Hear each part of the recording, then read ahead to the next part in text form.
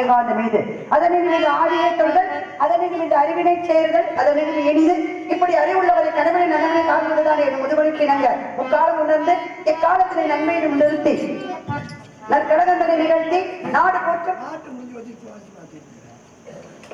போற்றும் நாரதர் என்ற நற்பெயரை பெற்றுமாம் நீ வர வேண்டும். எனக்கும் என்னை சார்ந்தோருக்கும் நல்லாசி தந்து வந்த காரணத்தை எடுத்துக் கூறுங்கள் சுவாமி. வந்திருக்கக்கூடிய நாரதருக்கு இப்படித்தான் வரவேற்பு கொடுக்க வேண்டும் என்ற முறைப்படி வரவேற்பளித்த உண்மையை மனதார வாழ்த்துகிறேன். இருந்தால் என்னை வரவேற்பு கொடுத்தமையா என்னுடைய வாழ்க்கை எப்பேற்பட்ட வாழ்க்கை என்று தெரியுமா? பூப்போலே உன் புன்னகையில் உன் உலகினை கண்டேனம்மா. பூப்போலே உன் புன்னகையில் உன் உலகினை கண்டேனம்மா. என் கண்ணிலே கண்ணில் மணியே என் உயிரே உயிரே ஒளியே. பூப்போலே உன் புன்னகையில் உன் உலகினை கண்டேனம்மா.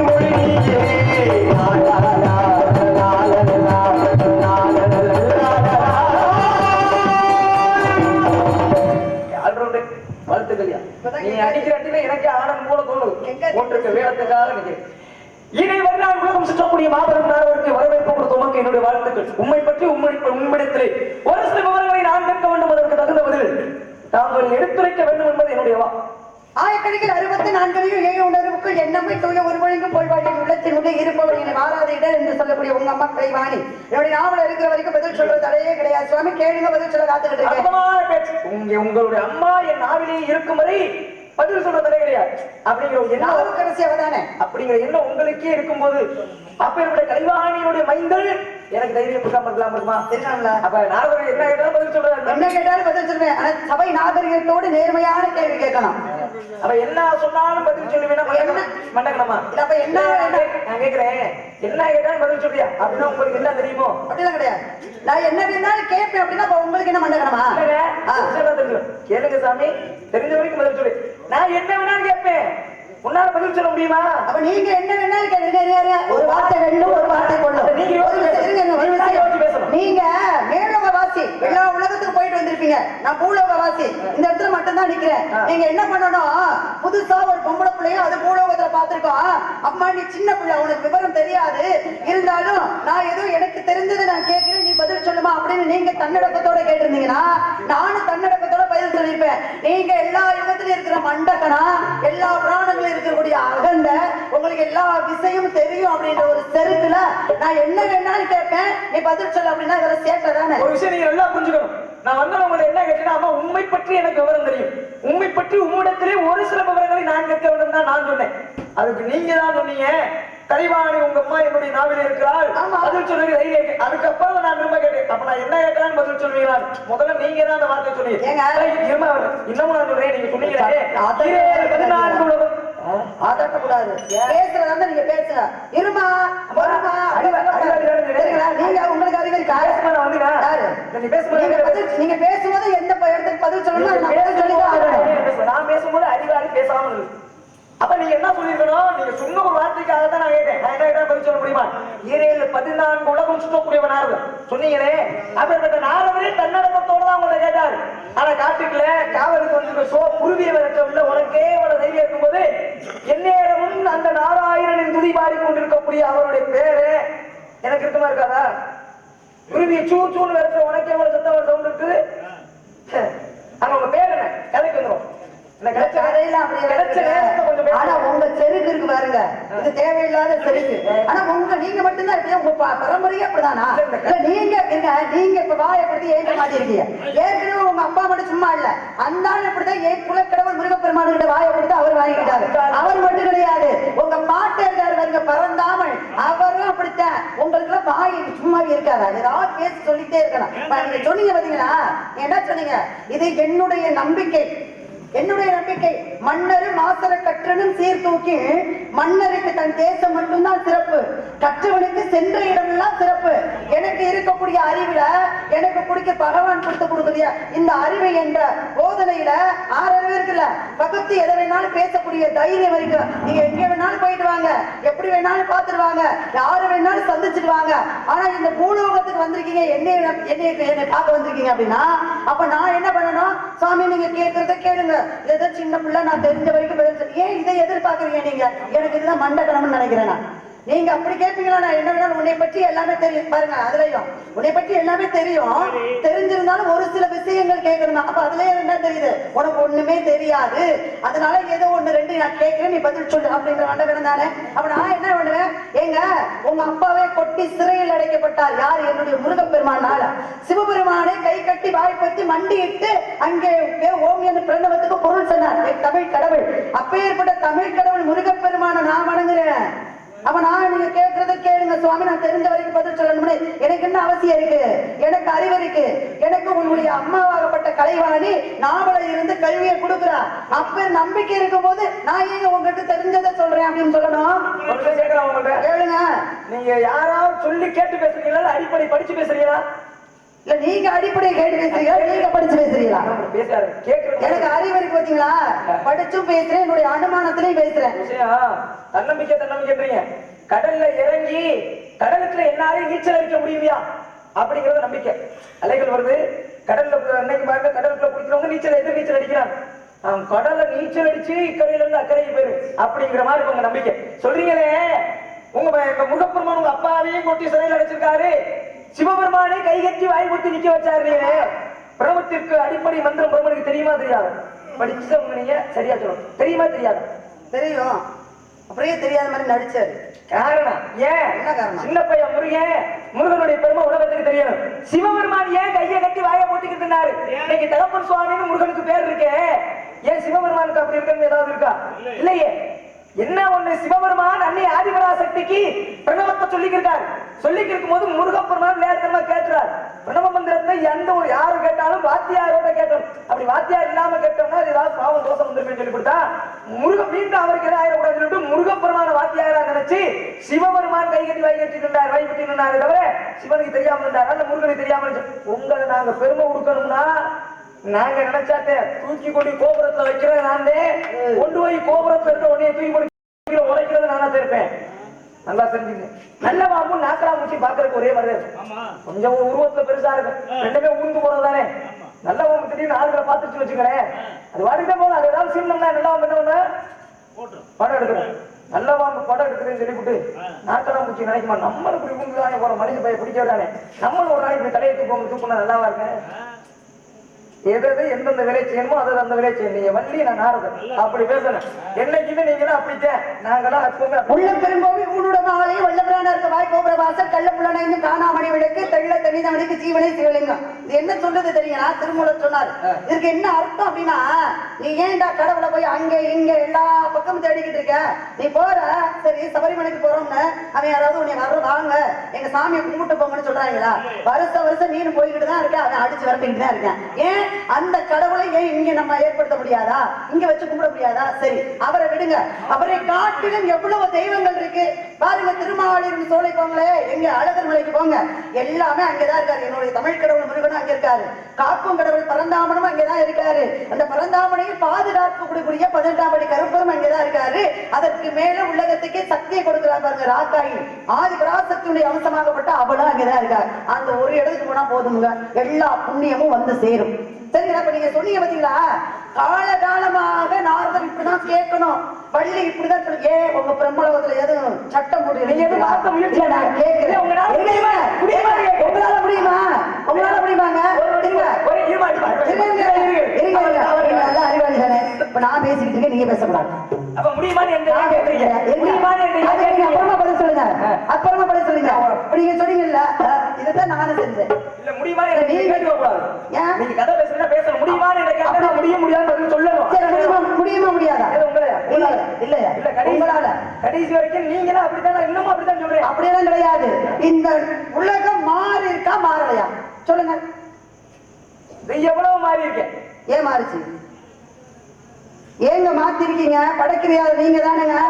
இருங்க, நாங்க படைக்கிறது பிரம்மனாகப்பட்டவன். நல்ல ஒரு விஷயம் நீங்க புரிஞ்சுக்கணும். இது நடைமுறையிலையும் நம்ம சொன்னாலும் ஏற்றுக்கக்கூடியது, பிராணங்களையும் சொன்னாலும் ஏற்றுக்கக்கூடியது. அறிவு உள்ள அனைத்து பேருமே பகுத்தறிவை கொண்டு இப்படிதான் இருக்கு, இப்படிதான் நடக்குது அப்படின்னு நம்ம எல்லாருமே ஏற்றுக்கக்கூடிய விஷயம். படைக்கிறது உங்க அப்பா தான். உணவு கொடுத்த கூட இருப்பிட உணவு கொடுத்தது உங்க மேலோகத்துல இருந்துதான். அப்பேற்பட்ட பிரம்மன் படைச்சு ஒரு மண்ணை எடுக்கிறாரு, ஒரு பொம்மையை செய்யறாரு. அந்த பொம்மைக்கு ஒரு உயிரை கொடுத்து, ஐயா நீ பூலோகத்துக்கு போகணும், இன்னென்ன இந்த நேரத்துல உனக்கு நடக்கும், இது தவறாமல் இருக்க பாருங்க. அங்கே கணக்குலன்னு ஒருத்தர் இருக்கு. அப்ப இது தவறாம நடக்கணும் அப்படின்னா நீ எந்த நேரத்துல எதை செய்யணும், எதை செய்யக்கூடாது, எப்படி நடத்தணும், எப்படி நடக்கக்கூடாது, எப்படி படிக்கணும், எவ்வளவு தூரம் படிக்கக்கூடாது, எவ்வளவு உனக்கு வருமானம் வரும், எவ்வளவு வருமானம் வரக்கூடாது அப்படின்னு அங்க 1ல இருந்து 1000 வரைக்கும் நம்ம தலையில எழுதிதான் அனுப்புறான். 1ல இருந்து 1000 வரைக்கும் தலையில எழுதிதானே அனுப்புறான். அப்ப எழுதி அனுப்பக்கூடிய நம்ம பூலோகத்துல வந்து வாழ்ற நம்ம மனிதன் எதையுமே சரியான பாதையில எல்லாத்தையும் நம்ம செய்யறோமா? அற்புதமான விஷயம் கேட்டு இப்ப நான் வருகிறேன். மனுஷன் இப்ப கலியுகம் மாறிடுச்சு. ஏன் உங்க அப்பா அப்படி பண்ணிவிட்டாரு எங்க குறை சொல்றீங்களே? கலியுகத்தை படைச்சு அனுப்பும்போது எங்க அப்பா எல்லாருக்கும் ஒரே மாதிரிதான் ஆயுள் 100 வருஷம்னு எல்லாருக்கும் மனிதனுக்கு ஆயுள் காலத்தை கொடுத்தார். இப்ப கலியுகம் தான் நடக்குது. 100 வயசு வரைக்கும் யாராவது இருக்காங்களா? முன்னாடி இருந்தாங்க. இப்ப 100 வயசுக்கு வாழ முடியுமா? இப்ப இருக்க சூழ்நிலைக்கு 40 தாண்ட முடியுதா? 60 வந்துட்டாலே பெருசுறான்றா. 100 80 மாறிச்சு, 80 60 ஆயிடுச்சு. இப்ப 60 வரைக்குமே வந்தாலும் பெருசுங்க. என்ன காரணம்? கடவுளை மாற்றி விட்டாரு. கடவுள் இயற்கைங்கிற இந்த பூமியில இயற்கைங்கிற ஒரு அழகான சாரம்சத்தை படைச்சு, மனிதான் இந்த இயற்கையோடு ஒன்றி பழக கற்றுக்கொள், உன் வாழ்க்கை செழிப்படை படைச்சுதான் அனுப்புனார். இயற்கை அதனுடைய வேலையை சரிவர செய்யும் பொழுது மனிதனும் அதோடு ஒன்றிணைந்தால் அவனுடைய ஆயுட்காலம் சரியா இருந்துச்சு. இப்ப எங்க இயற்கை மனுஷன் ஒன்றிணைறீங்க? இயற்கைகள் உனக்கு இல்லாம முழுமையா பண்ணிக்கிறீங்களா? நீங்க மரம் வளர்ப்போம், மழை பெறுவோம். ஒரு மனுஷன் ஒரு நாளைக்கு 3 சிலிண்டர் அளவுக்கு காத்து சுவாசிக்கணுமா? நம்ம வீட்டுல சமைக்கிறோமே சிலிண்டர், அறிவியல் ரீதியா சொல்ற உண்மை. ஒரு சிலிண்டரை வச்சு நம்ம கொஞ்ச நாளைக்கு சமைக்கிறோமே, ஆனா ஒரு நாளைக்கு ஒரு மனுஷன் 3 சிலிண்டருக்கு உண்டான காத்தை மேல இழுத்து உள்ள விடுறாங்க. அந்த காற்றை தருது இயற்கை தானே. இயற்கையை நீங்க இயற்கையா நினைச்சு அதனுடைய வழியில நீங்க போனீங்கன்னா உங்களுக்கு கலியுகம் மாறி இருக்கு. இயற்கையை நீங்க உங்க வழிக்கு இழுத்தீங்கன்னா அப்புறம் அது வேறையே அது பார்க்கத்தான் செய்யும். வெயில் அடிக்கிற நேரத்துல மழை பெய்யும், மழை பெய்யுற நேரத்துல வெயில் அடிக்கத்தான் செய்யும். காரணம் நீங்க மாத்திக்கிட்ட காரணத்தை எங்க மேல துளைக்காது. நல்ல விளக்கம். நீ எல்லா பக்கமும் நியாயம் எல்லாம் இல்ல. ஒண்ணு அவங்ககிட்ட இல்லன்னா எங்கிட்ட அப்படிதான் இருக்கணும். ஒண்ணு அந்த வீடு இல்லைன்னா இந்த வீடு, இல்லைன்னா இந்த ஏரியா. இப்படியே தூங்காம நீ நேரம் வயிற்றுல வந்து நீச்சிருந்தாலே எல்லாம் வந்துருக்கு. என்ன அருமையா சொன்னீங்க. மனிதனாகப்பட்டவன் இயற்கையோடு ஒன்றி வாழ வேண்டும், வாழ கத்துக்கணும். சித்திரை பிறந்துருச்சு, அக்னி நட்சத்திரம் வந்துடும். அக்னி நட்சத்திரம் வரும்பொழுது நம்ம என்ன பண்ணணும்? எவ்வளவு வெயில் அடிச்சாலும் அந்த வெயிலோடு சேர்ந்து நம்ம உடம்ப அதுக்கு அர்ப்பணிக்கணும். அந்த வெயில தாங்கிக்கணும். அந்த வெயில தாங்கிக்கிட்டாதான் நம்மளுக்கு எதிர்ப்பு சக்தி அதிகமா வரும். அக்னி நட்சத்திரம் இப்படி வெயில் கொளுத்துதே அப்படிங்கிறதுக்காக வீட்டுக்குள்ள போய் குளிர்பான ஏசியை ஓட்டுக்கிட்டு நம்ம குழுக்குழுன்னு தான் இருக்கணும் அப்படின்னா எதிர்ப்பு சக்தி உடம்புல இல்லாம போயிடும்.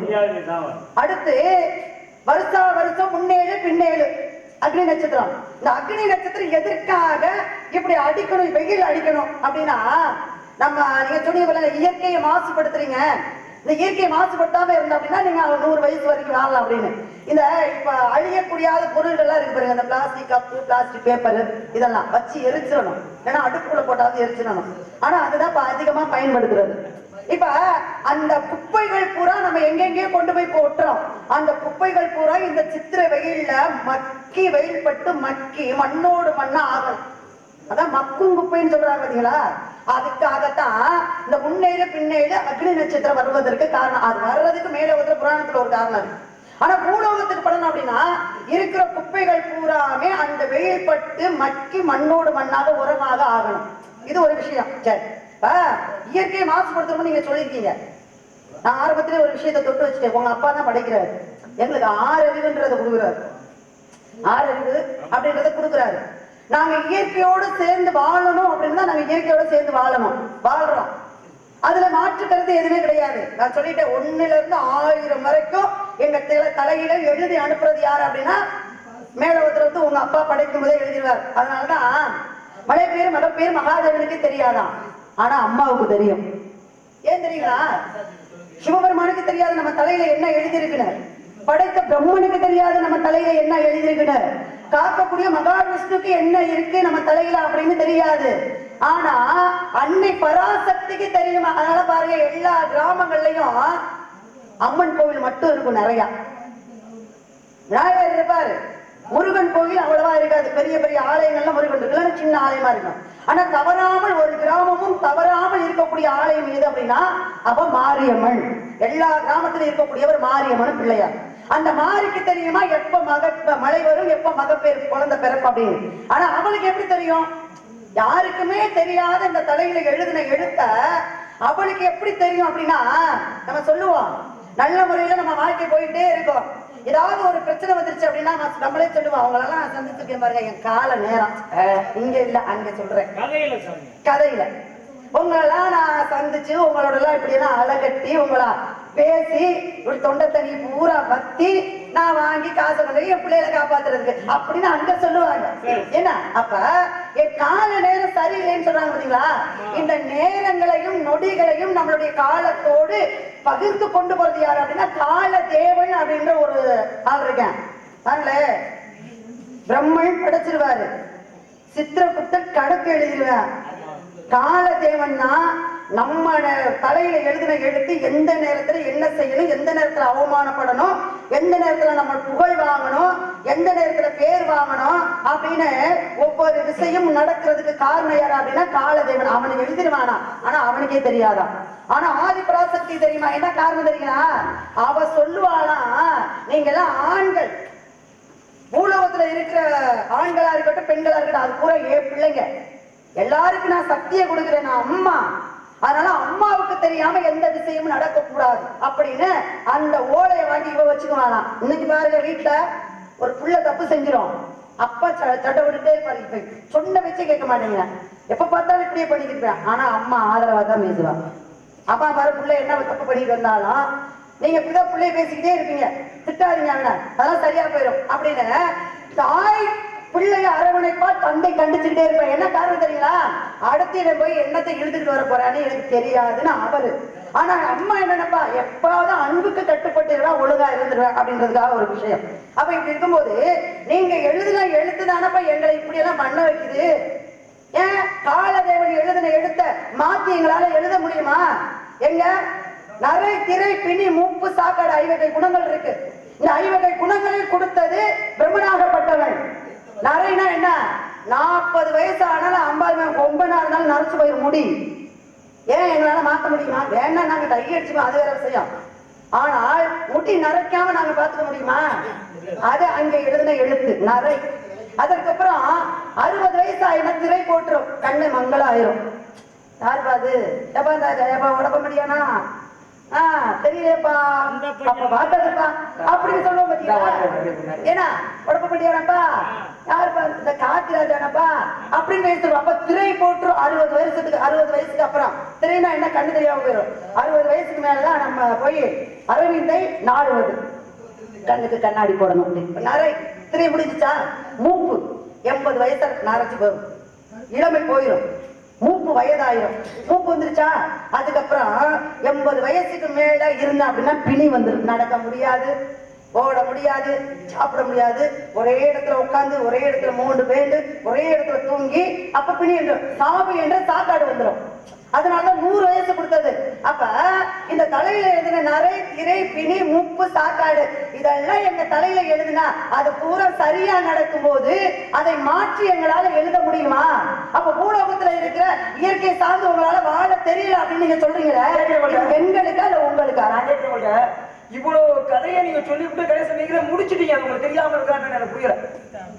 நீயே சொல்லி முடிச்சுட்ட. 40 வயசுலதான் நரை அப்படின்ற. இப்ப எனக்கு வயசு 29 முடிஞ்சு 30 தான் இருக்கு. என் மட்டும் கூட நினைச்சு போயிருக்கு.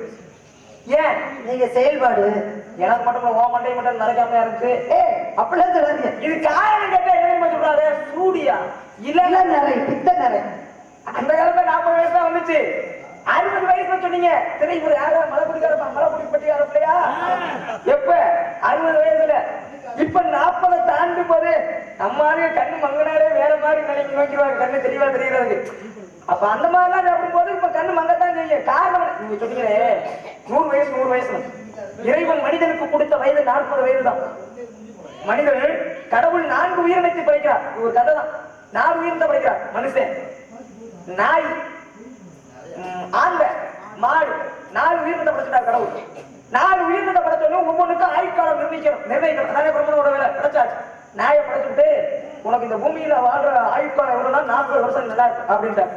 நாய்க்கு 40 வயசு கொடுத்தோடனே நாய்க்கு 40, மாட்டுக்கு 40, ஆண்டைக்கு 40, மனுஷனுக்கு 40, சராசரியா 40 கொடுத்துட்டார். நாய் சொல்லிச்சு பிரம்மதேவனை கூப்பிட்டு, யா இது பூமி, மனிதர்கள் வாழக்கூடிய இடம். மனிதர்களோட நான் 40 வயசு வரைக்கும் ஒன்றிணைந்து வாழணும்னா மனுஷனுக்கு ஆரோக்கியம், எனக்கு அஞ்சறிவு. நான் எப்படி அவனோட ஒன்றிணைந்து 40 வருஷம் அவனுக்கு எனக்கு சரி வர வாழ முடியும்? அதோட இன்னைக்கு ஒரு குறிப்பா ஒரு பேச்சு பாருங்களேன். ஒரு நம்ம வீட்டுக்கு 4 எதிரியா ஏதாவது ரெண்டாவது யாராவது வந்தா கொள்ளு குறைச்சாத்தே நாய் இல்லைன்னா என்னடா நாய்க்கு சோறு போட மாட்டாங்க. 40 வயசு மனுஷங்களோட மனுஷனுக்கு மனுஷனா சரியா வாழ முடியாது. 20 வயசு எனக்கு போதும், 20 வயசு எனக்கு வேணாம் போச்சு. பிரம்மத்தை கொடுத்துருச்சு. அடுத்த ஆண்ட 40 வயசு வாங்குறேன். ஆண்டைக்கு பகல்ல கண்ணு தெரியுமா? இரவுல மட்டும்தான் கண்ணு தெரியும். அப்ப ஆண்டை என்ன சொல்லுது? எனக்கு தான் பகல்ல கண்ணு தெரியாது, ஒரு நேரம் தான் கண்ணு தெரியும். இதுக்கு எதுக்கே எனக்கு 40 வருஷம், எனக்கு 20 வருஷம் போது, 20 வருஷத்துக்கு நீயே வச்சு. அடுத்து மாட்டை படைச்சு 40 வயசு கொடுக்குறாரு. வருஷத்துக்கு ஒரு கண்ணு குட்டி போடணும் மாடு. அப்பதான் வீட்டுல வச்சிருப்போம்.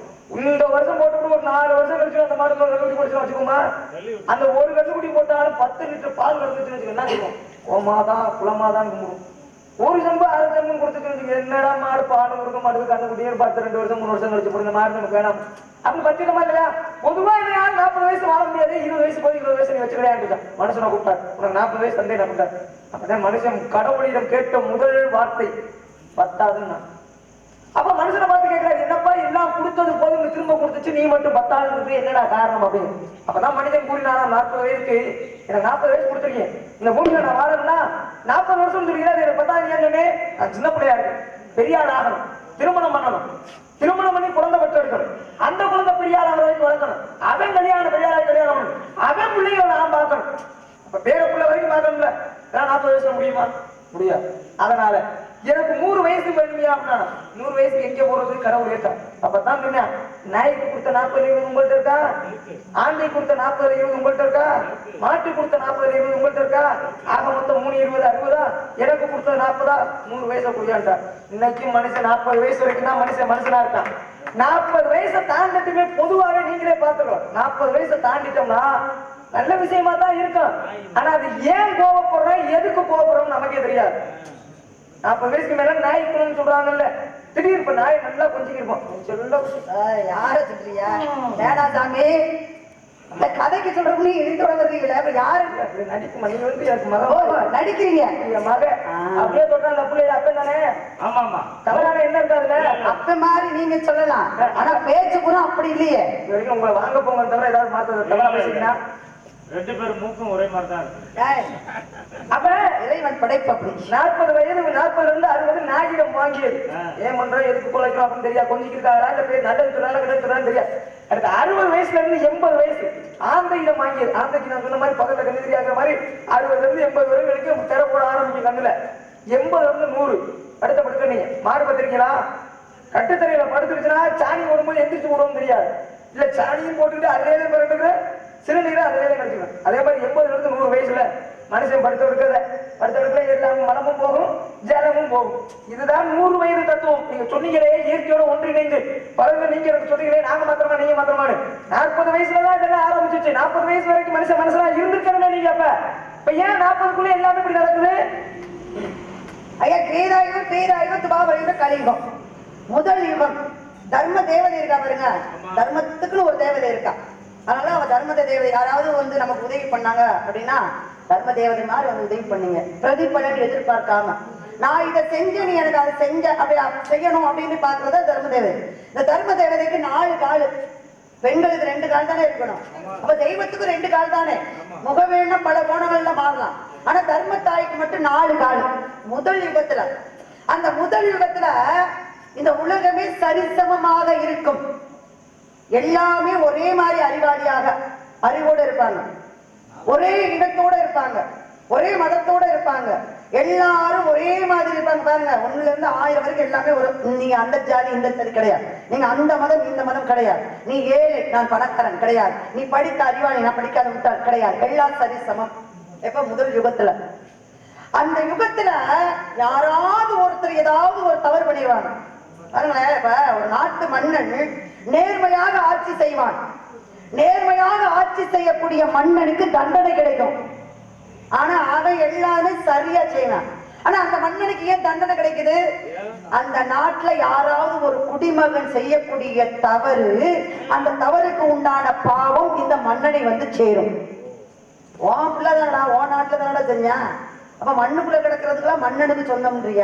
இப்ப மண்ணுல ஒரு மனிதன் தவறு செஞ்சாலும் அந்த பாவம் உனக்கு தானே அப்படின்னு தண்டனை வரும். அதே மாதிரி யாராவது ஒரு செய்த பாவத்தினால் தர்ம தேவதை என்ன பண்ணுவானா, தர்மம் நிறைந்த இந்த பூமியில இப்படி எல்லாம் அநியாயம் நடக்குது அப்படின்னு ஒரு காலம் அவளை ஒழிச்சுக்குவாளாம். இனிமே வேணாம் அப்படின்னு. அப்போ கிரீதாயுகத்துல ஒரு கால் ஒடிஞ்சு வச்சு. அதுக்கப்புறம் திரேதாயுகம். இந்த திரேதாயுகத்துல எல்லாம் சரிசமமா 75%. முதல் 100% தர்மத்தோட இருப்பாங்க. அடுத்து 75%. இந்த 75%த்துல திரேதாயுகத்துல அக்குறமா அநியாயம் கொஞ்சம் தலை தூக்கும். அதையும் பாப்பா, ஏப்பா இவங்களுக்கு 4 காலோட இவங்களை நம்மளை தாங்கிக்கிட்டு இருக்கணும் அப்படின்னு 2வது காலை ஒடிச்சுக்குவா. 2வது காலை ஒடிச்சுட்டு 50% தான் இந்த தர்மம் தலை தூங்கும். அதுக்கப்புறம் துவாபர யுகம் வந்துருமா, அதுல ஒரு 25% கெடுதல் எண்ணங்கள் அநியாயம் அக்குறமா தலை தூக்கும். பாப்பா 3வது காவலையும் ஒடிச்சுக்குவா. அதுக்கப்புறம் இருக்கிறது என்ன? எத்தனை காடு? ஒரே ஒரு காடு. இந்த கலியுகத்துல படைக்கிறதும் நீங்க தான், ஆட்டி வைப்பதும் நீங்க தான், ஆடுறதும் நீங்க தான். அதனாலதான் கண்ணன் சொன்ன தர்மத்தின் வாழ்வு தன்மை சூதுகவும், ஆனால் மீண்டும் தர்மமே வேண்டும். எல்லாம் நான் தாண்டா, யாரும் கிடையாது. எல்லாம் நான், ஆட்டி வைப்பவன் நானே, ஆடுபவனும் நானே, அந்த தொட்டில படுத்திருக்கிற குழந்தையும் நான் தான், கிள்ளி விடுறவனும் நான் தான், அந்த தொட்டிலும் நான் தான், தொட்டில போட்டிருக்க எல்லாமே சகலமும் நான் தான் அப்படின்னா. அப்ப இந்த கலியுகத்துல நடக்கக்கூடிய கெட்ட விஷயங்களுக்கு யார் காரணம்? படைத்த பிரம்மனைத்தான் சொல்லணும், எங்களை சொல்லக்கூடாது. இப்ப 25% தான் நல்லதே நடக்கும். தர்மம் உள்ளவர்கள் 25%. என்றைக்கு இந்த 25% குறைகிறதோ தர்மத்தாய் 4வது காலை ஒடிச்சுக்குவா, உலகம் அழியும். அவ்வளவு நேரம் சொன்னீங்க, எங்க அப்பா மேலேயே கூட சொல்லிக்கிருக்கியே. வேதம் ஓதிய வேதியருக்கு ஒரு மலை, நீதி மன்னன் நெறியனுக்கு ஒரு மலை, மாத கற்புடைய மங்கையருக்கு ஒரு மலை. மாசம் எத்தனை மழை பெய்ஞ்சிச்சு? 3. எப்ப? வேதாயுகத்துல. வேதம் ஓதிய வேதியருக்கு ஒரு மலைனாங்க. எந்த அம்பாபிஷேகம் பண்ணும்போதோ இல்ல ஏதாவது பண்ணும்போது வேதங்களை ஓதுவார்கள் அர்ச்சகர்கள். அவர்கள் சுத்தமான அந்த உண்மையான வேதங்களை முழங்கும் பொழுது இல்லாமல் ஓத வேண்டும். அப்படி ஓதுனாங்கன்னா இறைவனுடைய அருளால மனம் குளிந்து ஒரு மழை பெய்யுமா மாசத்துல ஒரு மழை. மழை பெய்யும், கருடன் வந்துருவார். அப்ப வேதம் ஓதிய வேதியருக்கு ஒரு மலை, நீதி மன்னன் நெறியனுக்கு ஒரு மலை. அவன் எவனா இருந்தாங்க, அவன் மன்னன் தப்புனா தப்புக்குண்டான தண்டனை இல்லாத மன்னன் அந்த காலத்துல கேட்டார், அவனுக்காக ஒரு மலை. மாத கற்புடைய மங்கையருக்கு ஒரு மலை. ஒரு பெண்மகன் தன்னுடைய கற்பின் நிலையிலிருந்து மாறாமல் இருந்த அந்த காலத்துல, அதனால அவனுக்கு ஒரு மலை. மாசம் 3000 மழை பெய்ஞ்சிச்சு. அப்ப எங்க அப்பன் கொடுத்த வயசெல்லாம் சரியாத்தே இருந்துச்சு. சரியா? இப்ப அரிசி விற்றிடும் அந்தனருக்கு ஒரு மலை.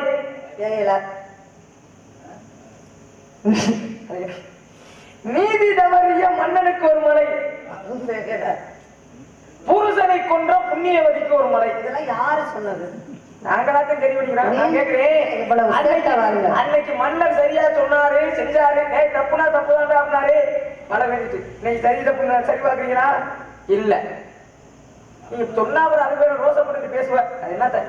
அதே மாதிரி ஒரு இப்ப நீங்க எதுனாலும் பேசுவீங்க, நீங்க பேசுங்கன்னு தலையாட்டி இது உண்மையா இல்லையா? இப்ப எங்க மாசத்துக்கு இல்ல வருஷத்துக்கு 2 முறை பேச சொல்லு. பாருங்களேன், ஒரு வீட்டுல அப்ப மாறு எங்க அப்பனை சொல்லி போட்டு நீங்க மாத்தீங்க. ராஜா, ஒரு வீட்டுல ஐயப்பா இருங்க, கார்த்தின்னு ஒரு பையன். எங்க தமிழ் கடவுளுடைய பேர் எனக்கு ரொம்ப பிடிச்ச பேர் கார்த்திகேயன், சரவணன். இந்த பேர்லாம் எனக்கு ரொம்ப பிடிக்கும். அவனுக்கு ஒரு பொண்ணு பார்க்க போறாங்கப்பா. பொண்ணு பார்க்க போகணும் அப்படின்னா பெற்ற தாயும் தகப்பன்னு சொல்றாங்க, தம்பி என்ன மாதிரிடா பொண்ணு வேணும் அப்படின்னு. பொண்ணு நல்லா அழகா இருக்கணும், மகாலட்சுமி மாதிரி இருக்கணும். இப்ப மகாலட்சுமி ஒண்ணுதான் இருக்கு. அந்த மகாலட்சுமி எல்லாரும் பொண்ணு கேட்டா நான் யாருக்கு தான் கொடுக்குறது சொல்லு? ஒரே மகாலட்சுமி தானே. அப்ப மகாலட்சுமி மாதிரி பொண்ணு வேணும் அப்படின்னா என்ன அழகா இருக்கணும். அப்படி இல்லைன்னா கலைவாணி மாதிரி அறிவாளி ஒரு பிள்ளைய கொடுத்துட வேண்டியதானே. அடி வாங்க முடியாது, கம்ப எடுத்து சொல்லிடுவேன். நான் என்ன பண்ணுவேன்? அப்ப அழகான பொண்ணு வேணும், அம்சமான பொண்ணு வேணும், பொறுமையான பொண்ணு வேணும். எல்லாரும் கேட்கறது அதானே. கல்யாணம் பண்ணிக்குவாங்க. பொண்ணு நல்லா இல்லாட்டி கூட பரவாயில்ல, ஆனா வாசிக்கு மாறி இருக்கணும். நல்லா கேளுங்க. பொண்ணு பரவாயில்ல, நல்லா கொஞ்சம் சுமாரா இருந்தாலும் பரவாயில்ல. வள்ளுவனுக்கு கிடைத்தால் பாரு வாசிக்கு அவ மாதிரி கிடைக்கணும். இதை நான் ஏத்துக்கிறேன், தவறு இல்லைன்னு சொல்லல. எல்லா ஆண்களும் மகாலட்சுமி மாதிரி அழகான இருக்கணும், பொண்ணு அம்சமா இருக்கணும்.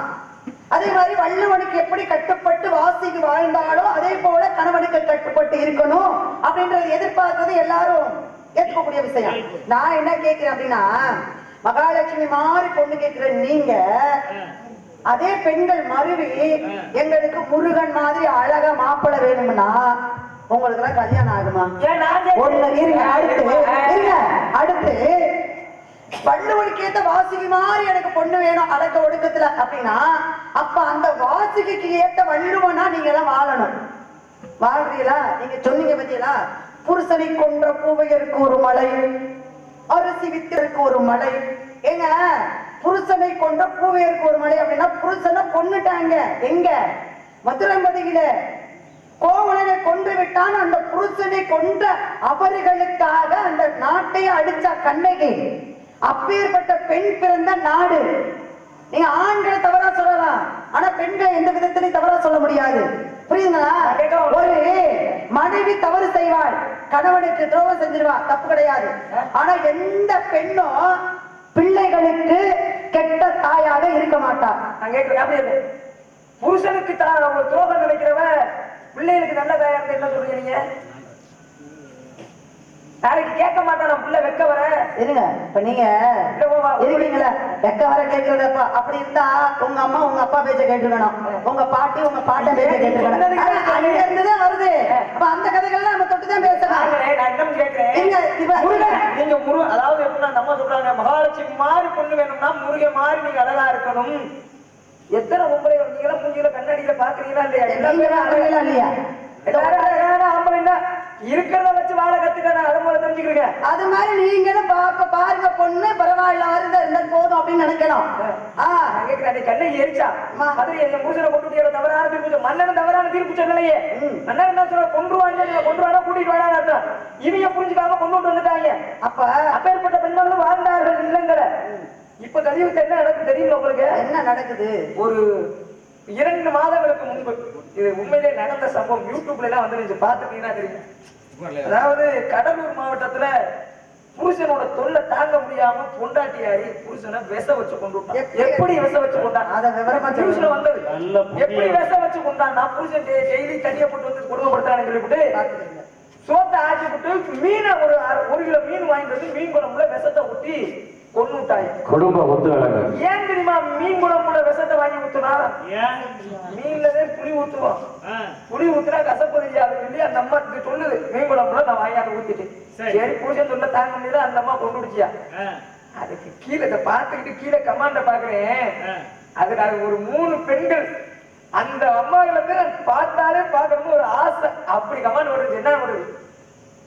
மருந்து புருஷனுக்கு மருந்தை கலக்கணும்னு சொல்றீங்களே, மருந்தை வாங்கிட்டு வந்தோடனே புளி ஊத்துனதுக்கு அப்புறம் மருந்தை ஊத்தணுமா, இல்ல மருந்தை ஊத்துனதுக்கு அப்புறம் புளி ஊத்தணுமா? என்ன சமையல் குறிப்பு முக்கியம்.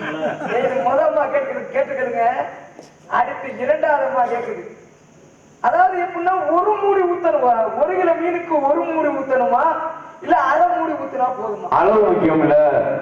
என்ன என்ன அப்புறம் நாட்டுல எங்கிட்டியா மழை பெய்யும்? இல்ல நாட்டுல எங்கிட்டு மழை பெய்யுங்கிறேன். சரி நல்லா பேசல. எனக்கு இதுக்கு மட்டும் நான் கருத்து சொல்லணும். இதெல்லாம் படிச்சேன். சரியா? இதை நானும் படிச்சேன். பாருங்களேன், அம்மி மிதித்து அருந்ததை பார்த்து தன்னுடைய கணவனுக்கு தன்னுடைய வாழ்க்கையை அர்ப்பணிக்கிறார் பெண்ணு. எங்கேயோ பிறந்து எங்கேயோ வளர்ந்து யாருனே முன்பின் அறிமுகம் இல்லாத ஒரு நபர்கிட்ட போய் தன்னுடைய வாழ்க்கையை வாழ்நாளே நீதான் அப்படின்னு ஒப்படைச்சிட்டா. அப்ப வாழ்நாளே நீதான் அப்படின்னு ஒப்படைச்சிட்டா அந்த பெண்ணை எப்படிங்க நடத்தணும்? எப்படி நடத்தணும்? அந்த பெண்ணை பெண் மாதிரி நடத்தணும். அந்த அம்மா கட்டுன புருஷனையே கொள்றா அப்படின்னா அவன் எந்த அளவுக்கு சித்திரவதை பண்ணிருக்கான், எந்த அளவுக்கு அந்த அம்மாவுக்கு தொல்லை கொடுத்திருக்கான். கட்டின புருஷனை கொள்றா அப்படின்னா எந்த அளவுக்கு தினைக்கு தண்ணியை போட்டு வந்து எவ்வளவு அசிங்கத்தனம் பேசியிருப்பாங்க, எவ்வளவு அவமானப்படுத்திருப்பாங்க. அவன் ரோட்ல விட்டு கூட அந்த பொம்பளையில அடிச்சிருக்கான். அப்ப இந்த அளவுக்கு ஒரு வெறி அந்த அம்மா தவறு பண்றா அப்படின்னா அந்த தவறை செய்வதற்கு தூண்டுகோலா இருந்தது யாரு? தானே. அப்ப அவன் செத்தா என்னான்னு நான் கேக்குறேன். ஒரு ஆம்பளை அந்த அளவுக்கு போத ஓடுறான்னா அந்த ஆம்பளையை நீ என்ன பாடுபடுத்துவ வீட்டுல? யாரு? நீங்க உங்க துமருக்கு நீங்க போத போடுறது அது பொம்பளையா கிடைச்சா? இல்ல கேக்குறேன், எத்தனை ஊர்ல கேங்க, எத்தனை வீட்டுல ஆண் சம்பாதிக்கிறான்னு சொல்லுங்க. 75% பெண்கள் தாங்க குடும்பத்துக்காக உழைக்கிறாங்க. ஆண்கள் பூரா தண்ணி அடிச்சுட்டா தெரியாது. நான் எல்லாத்தையும் சொல்லல, ஒரு சிலர் பூரா தண்ணி அடிச்சுட்டு இந்த மாதிரி சித்திரவதை அப்படி சொன்னோம்னா எங்க ஊர்ல நிறைய பேரை சொல்லலாம்.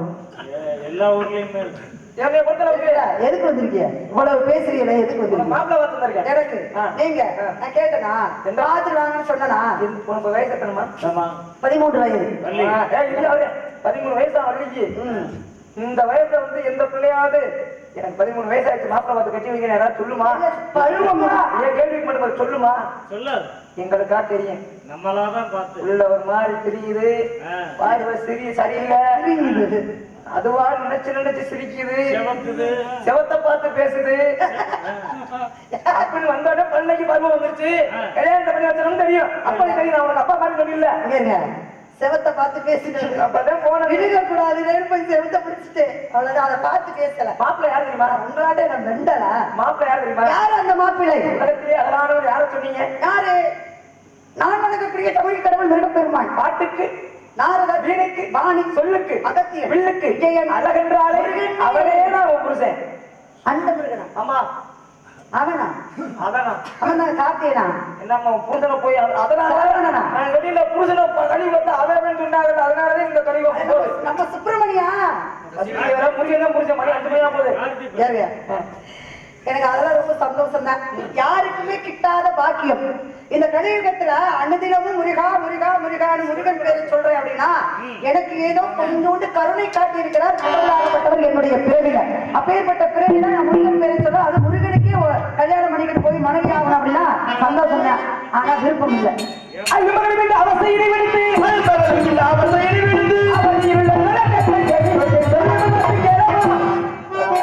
அள்ளும் போதும் நான் இந்த அவஸ்தையில இருக்கேனா, அதெல்லாம் அவஸ்தையெல்லாம் பண்ணாதே என் சொல்லு வார்த்தை கேட்கணும் அவன் சொல்லிட்டாரு. நான் கேட்கிறேன், காவலுக்கு வந்த பொம்பளை பிள்ளைய காவல் பார்க்காத, 13 வயசா இருந்தாலும் பரவாயில்ல நீ கல்யாணம் பண்ணிட்டு போ அப்படின்னு இந்த வள்ளியை கொண்டு போய் அந்த முருகனுக்கு கூட்டி கொடுப்பது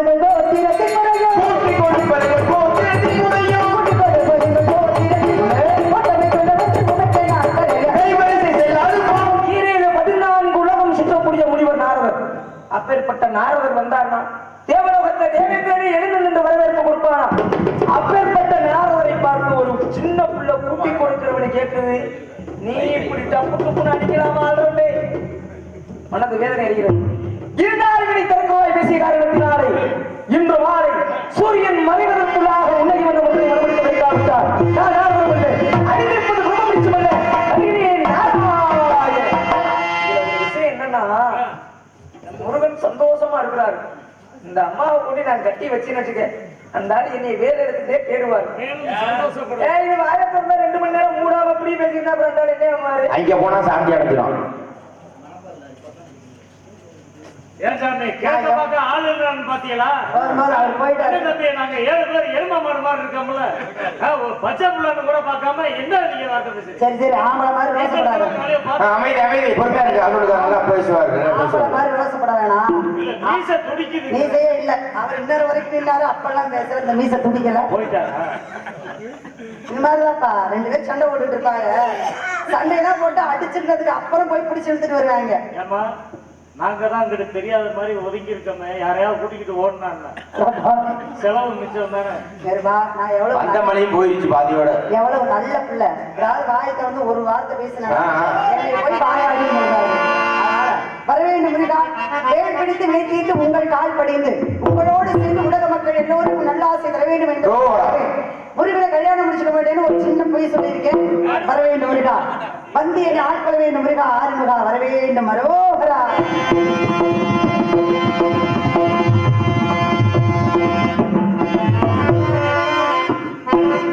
Thank you.